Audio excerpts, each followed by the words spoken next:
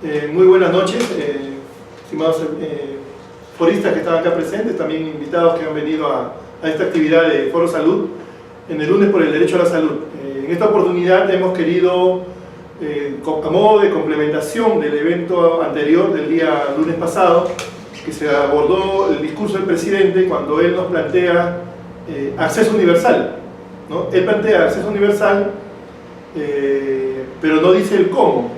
Plantea simplemente que va a mandar una ley y que al final esa ley no se sabe qué contenidos tiene. La presunción de todos es que es aseguramiento. Lamentablemente sabemos que el aseguramiento tiene limitaciones en cuanto a las prestaciones que brinda, ¿no? Por más que tenga una supuesta garantía, ¿no? De que la persona asegurada tiene el derecho de ser atendido.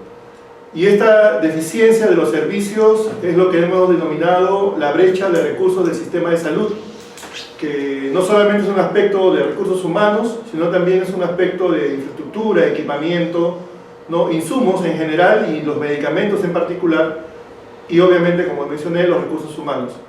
Hemos invitado en esta oportunidad a los gremios de salud, médicas, médicos, obstetras y enfermeras.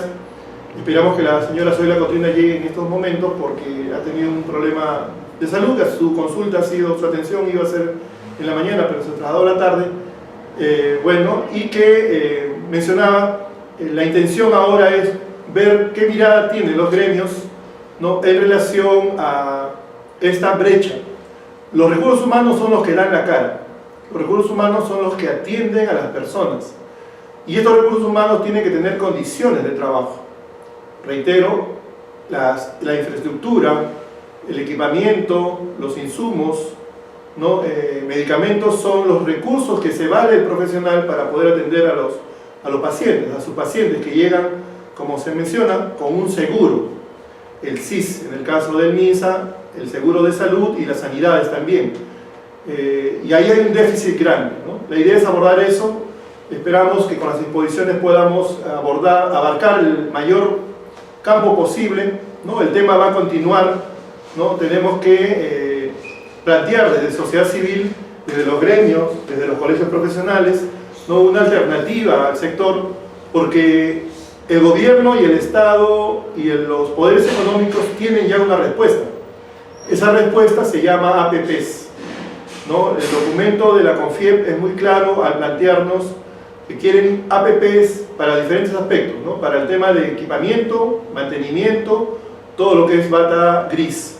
Pero también han planteado bata blanca. Han pedido construir hospitales nuevos, administrarlos, gestionarlos, y sabemos que este enfoque de APPs, por ejemplo, para el salud, le significa muy oneroso mantener 2 grandes hospitales con medio millón de asegurados a un per cápita de 1.300 soles por cada paciente anual, y que obviamente no sería posible que todos los asegurados de salud puedan estar atendidos por una APP, aparentemente porque tiene más calidad. Sin embargo, sabemos que solamente tiene capa simple, cierta capa compleja, y que cuando hay problemas de mayor complejidad, son derivados a las grandes cabeceras de red del seguro, acá en Lima, por ejemplo, como el Almenara, el Revalidante o el Sabogal. Esas limitaciones también tienen APP, además de los costos que significa para el erario público o para los sistemas de financiamiento en esto que llamamos en el Perú las IAFAS. No abundo más, vamos a hacer 2 presentaciones por ahora. La doctora Elizabeth Rojas Lara, presidenta de la Asociación Nacional de Médicos del Ministerio de Salud, va a hacer la primera presentación, y continuamos con la obstetra Mimi Rojas, ¿no? De la FOMINSA, ¿no? De la Federación Nacional de Obstetras del Ministerio de Salud del Perú. Bien, estamos por acá. Vente con nosotros.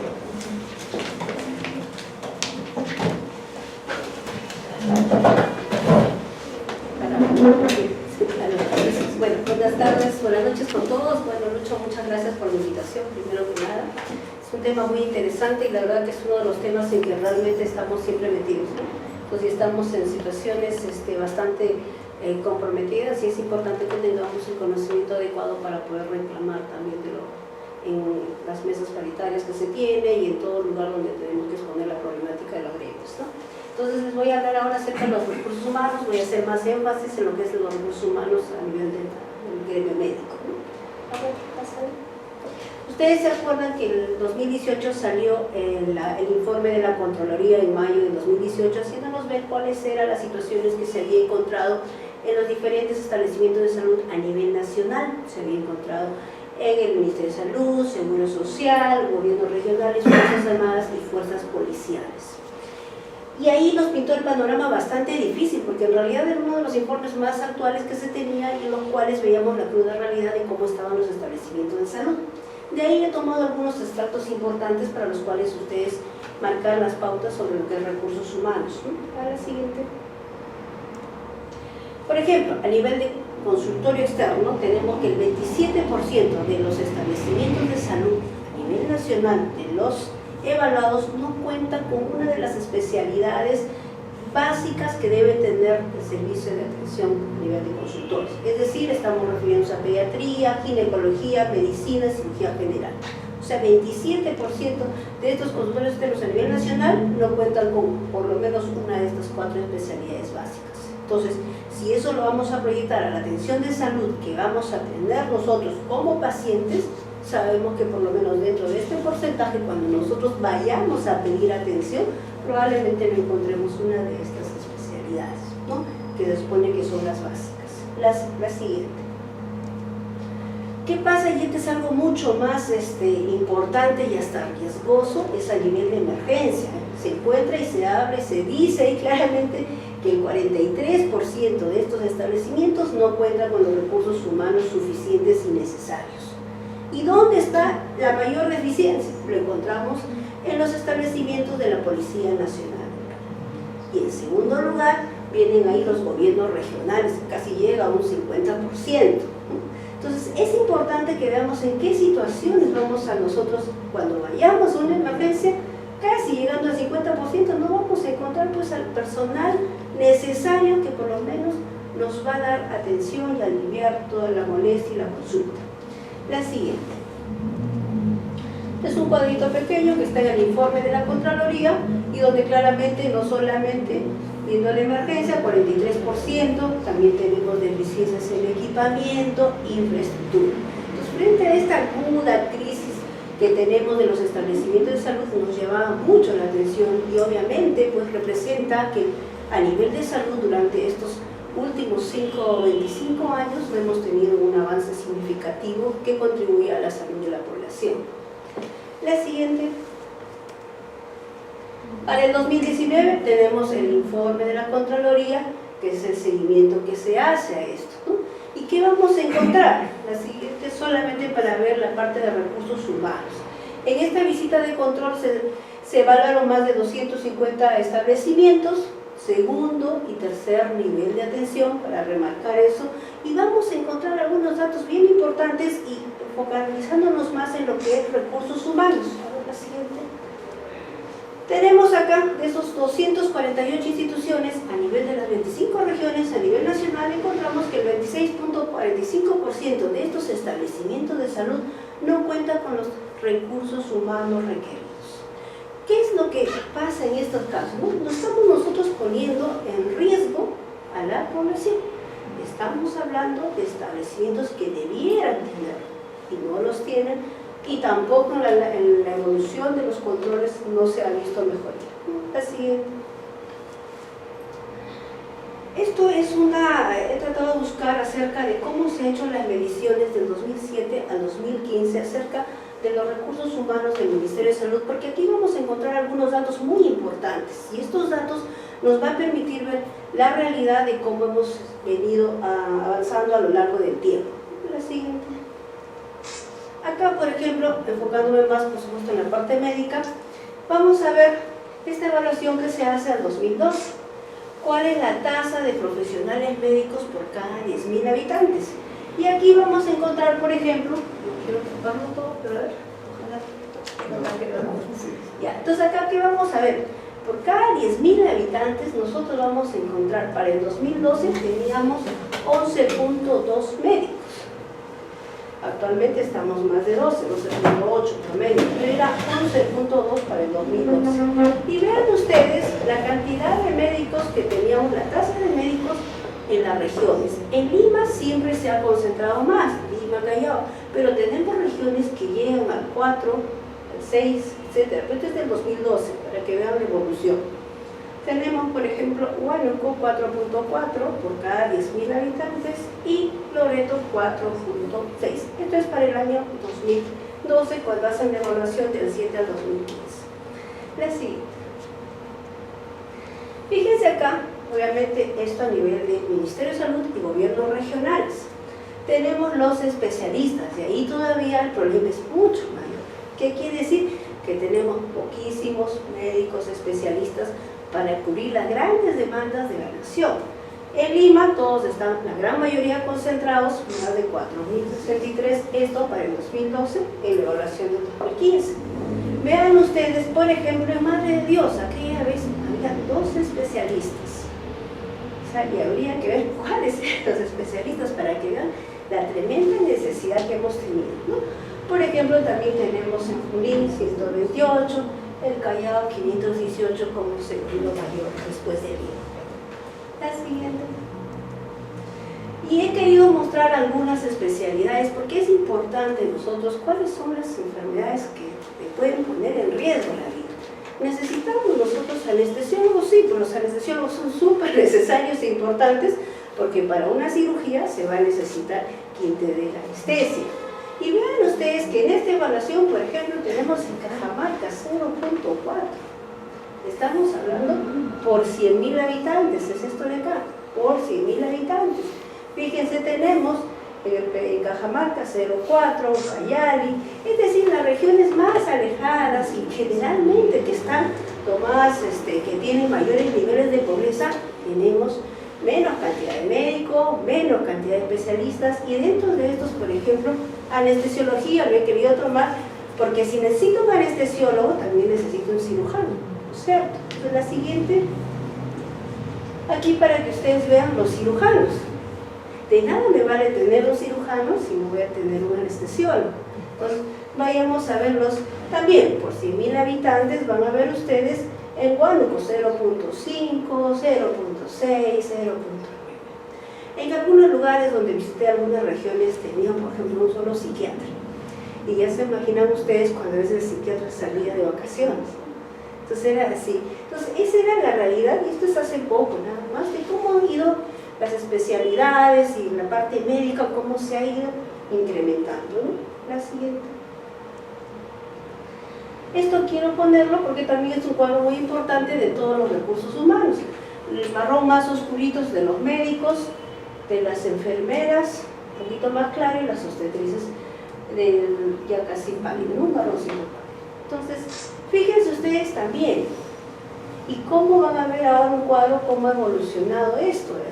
Entonces, vemos que los porcentajes, las tasas son similares. La siguiente.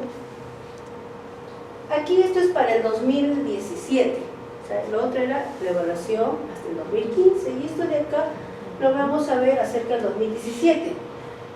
Tenemos nosotros acá por cada 10.000 habitantes, si pueden mirar en el fondo, en el color azul, es de los médicos, que es 12.8 que les decía antes, por cada 10.000 habitantes. Enfermeras ya casi ha subido, ha equiparado un poco más, 10 por cada 10.000 habitantes, 14.1, perdón, y el otro es 5 de las obstetrices, 5.0. ¿Ya? Entonces vean ustedes, los colores están definidos ahí y esa es la evaluación que se hace. Algunos que ustedes van a comparar con el cuadro anterior, cómo se ha ido evolucionando a lo largo de estos años. Pero es importante que tengamos en cuenta médicos 12.8, 14.1 y 5.0. Sigue. Y acá para que ustedes vean un cuadro en una gráfica que sea más color azul, el de arriba, tenemos médicos, enfermeras, obstetrices, obstetras y odontólogos. ¿Ya? Entonces, para el año 2017 teníamos 40.000 médicos, enfermeras 44.000, y así ha ido incrementándose a lo largo de todo este tiempo. En el colegio médico actualmente tenemos algo de 80.000 médicos hábiles. Este es el valor del Ministerio de Salud y gobiernos regionales, que quiere decir que el otro grupo está en los privados, ¿no? Salud, algunos ya se fueron, están fuera del país, etc. pero estamos hablando de cifras del Ministerio de Salud y Gobiernos regionales. La siguiente. Aquí para que vean ahora en el 2017 cómo han variado los especialistas, ¿no?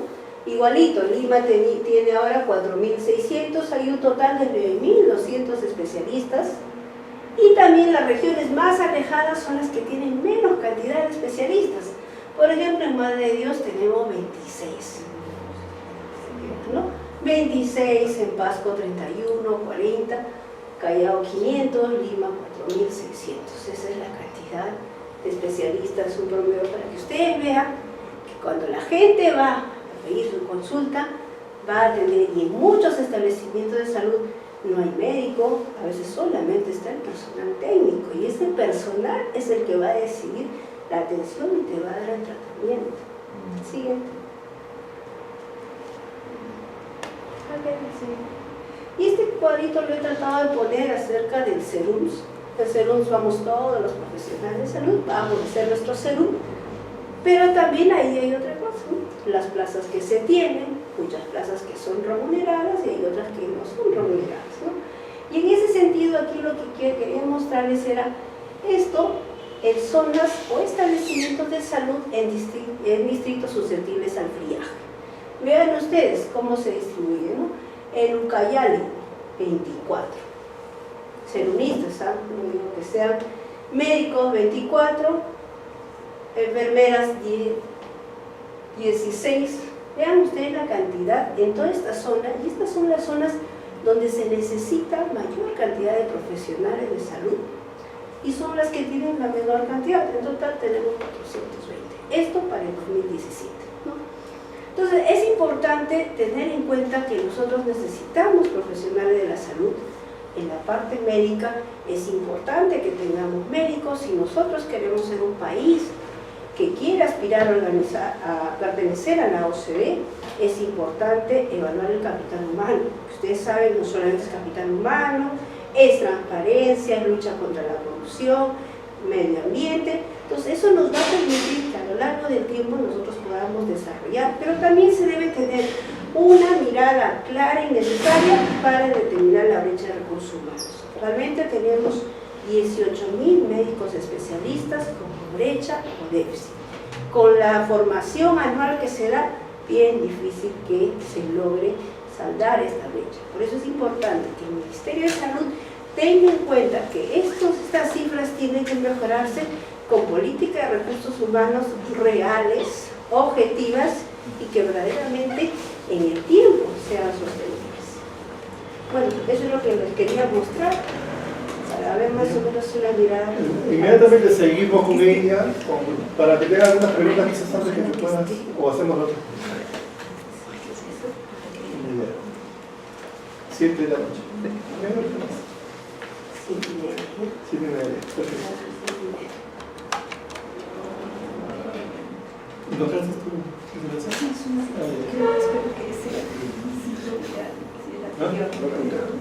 ¿Pueden preguntas ahorita? Sí.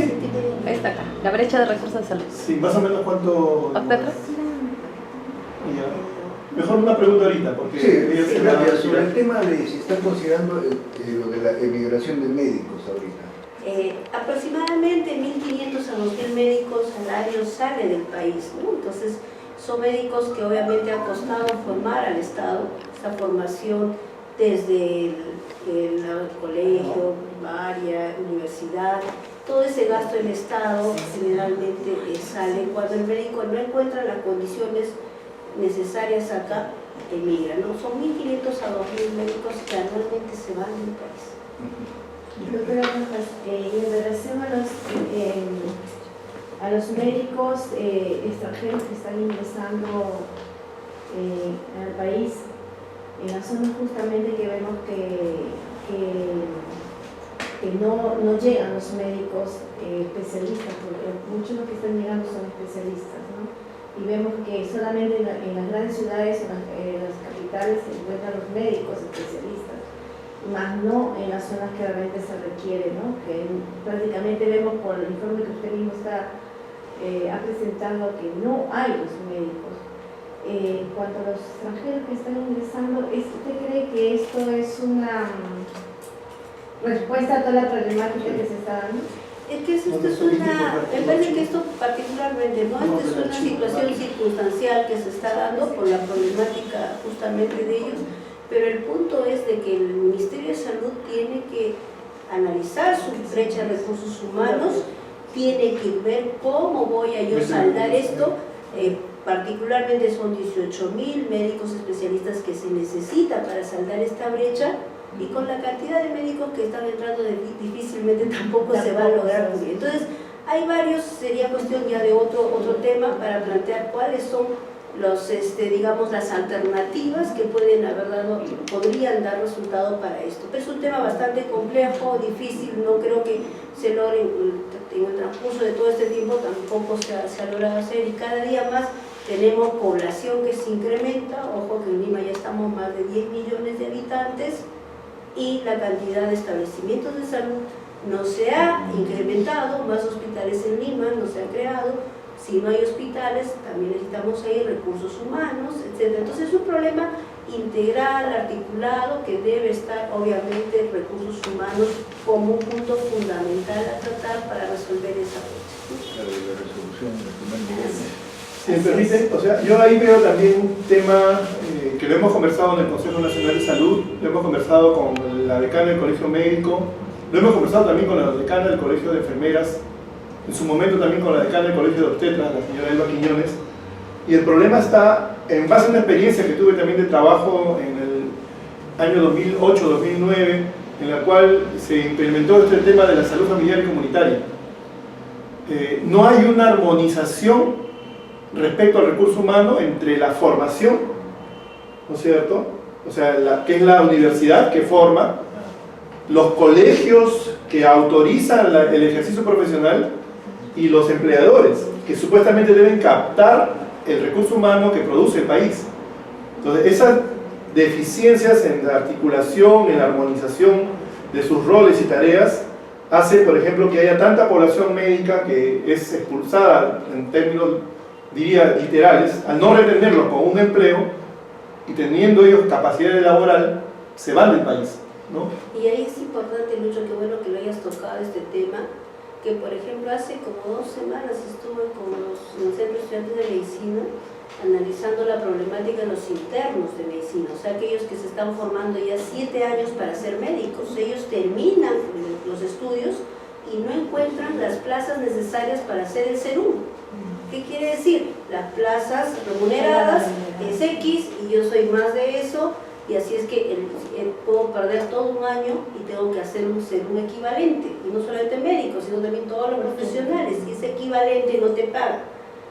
Bueno, ahora ya se ha presentado un proyecto de ley, hace poco, el 10 de julio, el congresista Ceballos, pidiendo de que ahí no haya un serum equivalente que no sea remunerado. Entonces, hay muchas aristas y puntos para tratar en esto, pero el déficit de recursos humanos viene articulado desde la formación, porque de nada vale tener un montón de universidades que sacan estudiantes de medicina, internos, que luego no van a tener el acceso también para hacer el internado, el serum, la residencia, y ven que toda esta carrera médica pues es un continuar donde debe de todas maneras haber las plazas necesarias, porque después de ahí el Ministerio de Salud no está creando plazas.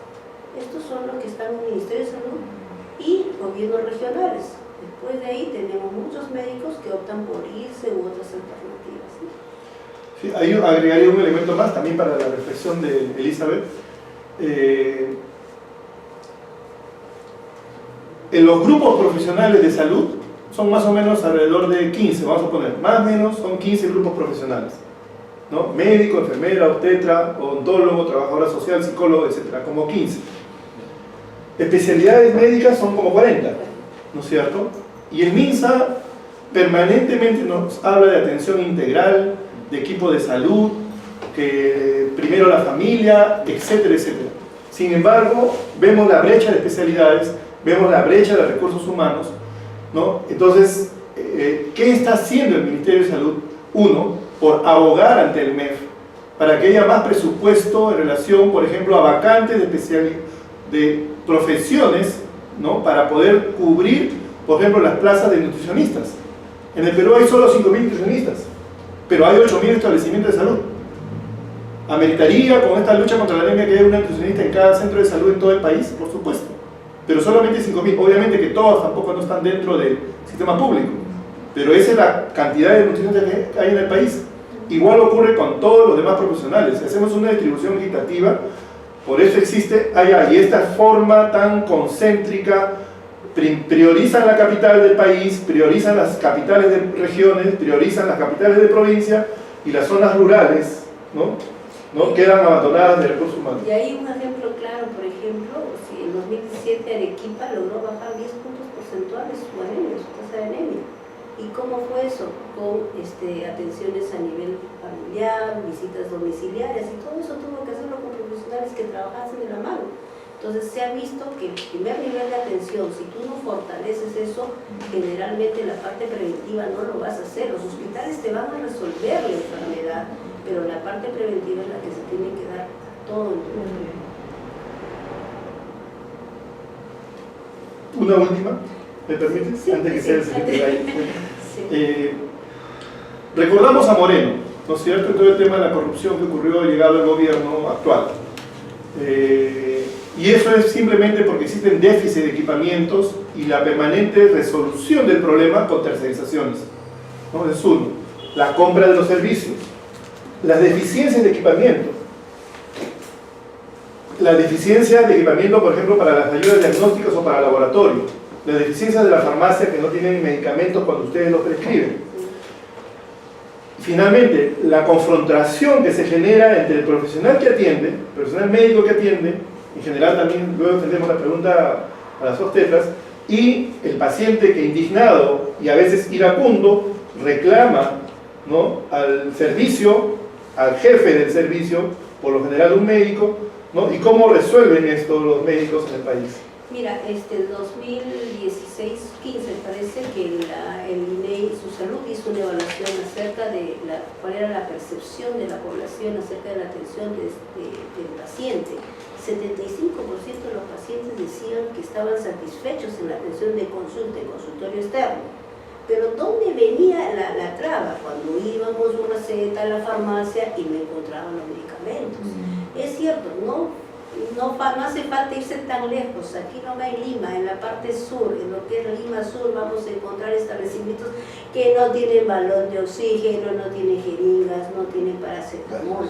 Entonces, cuando uno va al establecimiento, es lo que quieren, que te bajen la fiebre, por decir que no hay esto y tienes que comprar, y ahí viene el gasto de bolsillo del paciente, ¿no? Entonces, todas esas cosas no se están viendo en su real dimensión y no se están llevando a cabo soluciones que verdaderamente lleven a que el paciente sea atendido con calidad.